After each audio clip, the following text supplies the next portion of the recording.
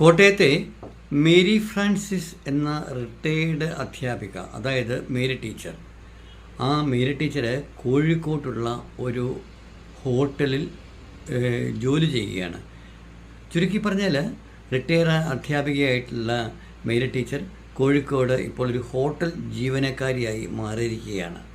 പണവും പ്രതാപവും പ്രൗഢിയുമുള്ള കുടുംബത്തിലെ അംഗമായ മേരി ടീച്ചർ എങ്ങനെയാണ് കോഴിക്കോട്ടുള്ള ഒരു ഹോട്ടലിലെ ജീവനക്കാരിയായി മാറിയത് എന്ന് അറിഞ്ഞു കഴിഞ്ഞാൽ ഹൃദയമുള്ള ആളുകളെല്ലാവരും ഒന്ന് കരഞ്ഞു പോകും.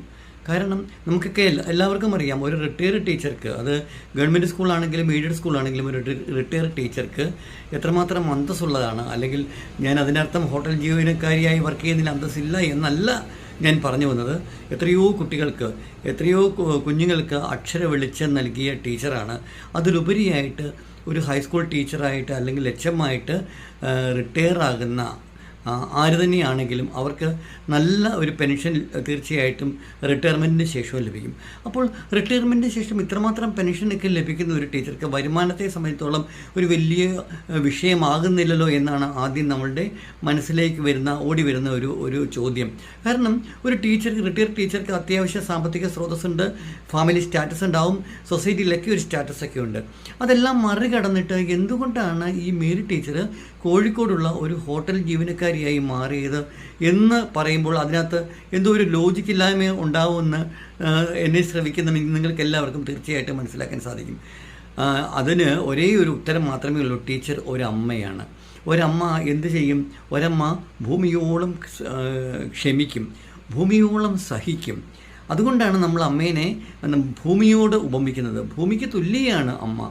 തൻ്റെ മക്കൾക്ക് വേണ്ടിയിട്ട് എന്ത് ത്യാഗവും ചെയ്യുവാനായിട്ട്, അല്ലെങ്കിൽ അവർക്ക് വേണ്ടി ഏത് എന്താ പറയുക, കിരീടവും തലയിൽ ചൂടുവാനായിട്ട്, അല്ലെങ്കിൽ ഏത് വലിയ കുരിശ് ചുമക്കേണ്ടി വരുവാനായിട്ടും ഒരു അമ്മ തയ്യാറാകും. ലോകത്ത് മറ്റാരും അതിനു വേണ്ടി തയ്യാറാവുകയില്ല.